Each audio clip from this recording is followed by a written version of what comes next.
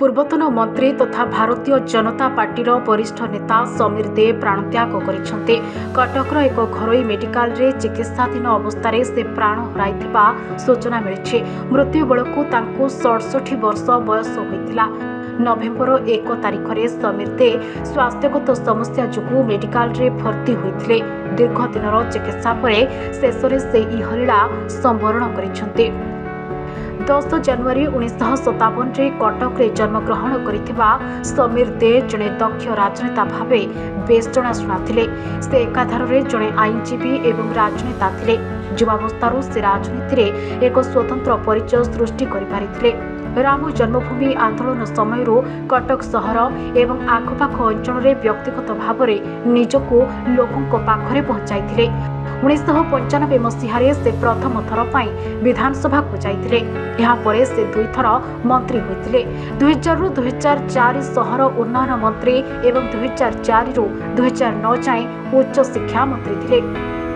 ସମୀରଙ୍କ ବିୟୋଗରେ ମୁଖ୍ୟମନ୍ତ୍ରୀ, ଉପମୁଖ୍ୟମନ୍ତ୍ରୀ, କେନ୍ଦ୍ରମନ୍ତ୍ରୀ ଏବଂ ରାଜ୍ୟର ବହୁ ମାନ୍ୟଗଣ୍ୟ ବ୍ୟକ୍ତି, ରାଜନେତା ଶୋକ ପ୍ରକାଶ କରିଛନ୍ତି। ସମୀର ଦେଙ୍କର ରାଷ୍ଟ୍ରୀୟ ମର୍ଯ୍ୟାଦା ସହିତ ଶେଷକୃତ୍ୟ ହେବ ବୋଲି ଘୋଷଣା କରିଛନ୍ତି ସିଙ୍ଗାପୁର ଗସ୍ତରେ ଥିବା ମୁଖ୍ୟମନ୍ତ୍ରୀ ମୋହନ ଚରଣ ମାଝୀ। ଏନେଇ ସୂଚନା ଓ ଲୋକସମ୍ପର୍କ ବିଭାଗ ପକ୍ଷରୁ ସୂଚନା ଦିଆଯାଇଛି। ମୁଖ୍ୟମନ୍ତ୍ରୀ କହିଛନ୍ତି, ସ୍ୱର୍ଗତ ଦେ ଜଣେ ଲୋକପ୍ରିୟ ଜନନେତା ଓ ଦୃଢ଼ ସଂଗଠକ ଥିଲେ। ଉଚ୍ଚଶିକ୍ଷା ଓ ନଗର ଉନ୍ନୟନ ମନ୍ତ୍ରୀ ଭାବରେ ସେ ରାଜ୍ୟର ବିକାଶରେ ଗୁରୁତ୍ୱପୂର୍ଣ୍ଣ ଯୋଗଦାନ ରଖି ଯାଇଛନ୍ତି ବୋଲି ମୁଖ୍ୟମନ୍ତ୍ରୀ କହିଛନ୍ତି।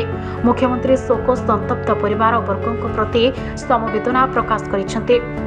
ସେହିପରି ଉପମୁଖ୍ୟମନ୍ତ୍ରୀ ପ୍ରଭାତୀ ପରିଡ଼ା ଏବଂ କେନ୍ଦ୍ରମନ୍ତ୍ରୀ ଧର୍ମେନ୍ଦ୍ର ପ୍ରଧାନ ମଧ୍ୟ ଶୋକ ବ୍ୟକ୍ତ କରିବା ସହିତ ସମୀରଙ୍କ ପରିବାର ବର୍ଗଙ୍କ ପ୍ରତି ଗଭୀର ସମବେଦନା ଜଣାଇଛନ୍ତି।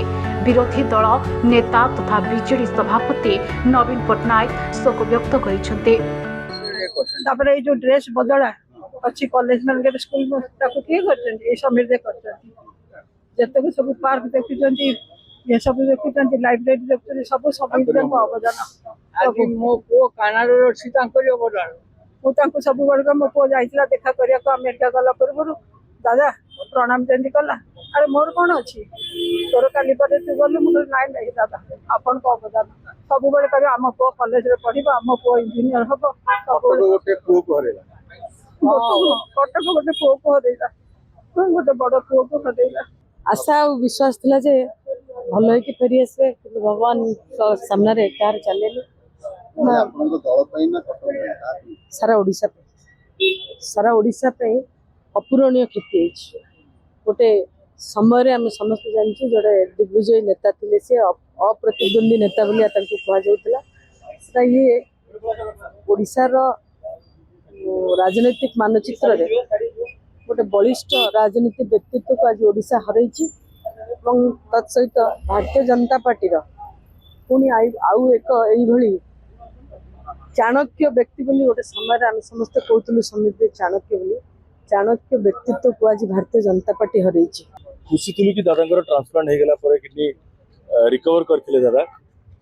ଅନଫର୍ଚୁନେଟ ଗୋଟେ ସମୟଟା ଦେଖିକି ଆସେ ତାଙ୍କର ଅମର ଆତ୍ମାର ସଦ୍ଗତି ପାଇଁ ପ୍ରାର୍ଥନା କରିବ। ଆଉ କଣ କରିପାରିବ ଆଜ୍ଞା, ମଣିଷ ଦେହ ମୁଣ୍ଡରେ ଯେତେବେଳେ ନିଜ ଜୀବନ ହରାଏ ତାର ସମ୍ପର୍କୀୟ, ତାର ପ୍ରଶଂସକ, ତାଙ୍କର ସମର୍ଥକ ସମସ୍ତଙ୍କୁ ବାଧେ। ତ ଆଜି ଆପଣ ମାନଙ୍କୁ ଯେମିତି ଲାଗୁଛି ମତେ ମଧ୍ୟ ସେଇଭଳିଆ ହିଁ ଲାଗୁଛି। ଦାଦା ଜଣେ ଲିଜେଣ୍ଡରୀ ପଲିଟିशियन, ଏତେ ବର୍ଷର ଏକ୍ସପିରିଏନ୍ସ, ମାନେ ମନ୍ତ୍ରୀ ପଦରେ ମଧ୍ୟ ଥିଲାବେଳେ ବି ବହୁତ କାମ ସେ କରିଛନ୍ତି ଏବଂ କଟକିଆ ତାଙ୍କୁ ଭଲ ପାଆନ୍ତି। ତାଙ୍କର ବ୍ୟବହାର ଯୋଗୁଁ ସେ ସେମ୍ ଯାହାକୁ ଦେଖିବେ ସ୍ନେହରେ ଆଦର ସହ ଆପଣେଇ ନିଅନ୍ତି। ସେଭଳିଆ ମଣିଷକୁ ହରେଇକି ନିଶ୍ଚିତ ଭାବରେ ଆମେ କଟକରୁ ଆରିତ କୁମାର ମହାପାତ୍ରଙ୍କ ରିପୋର୍ଟ, ଖବର ଓଡ଼ିଶା।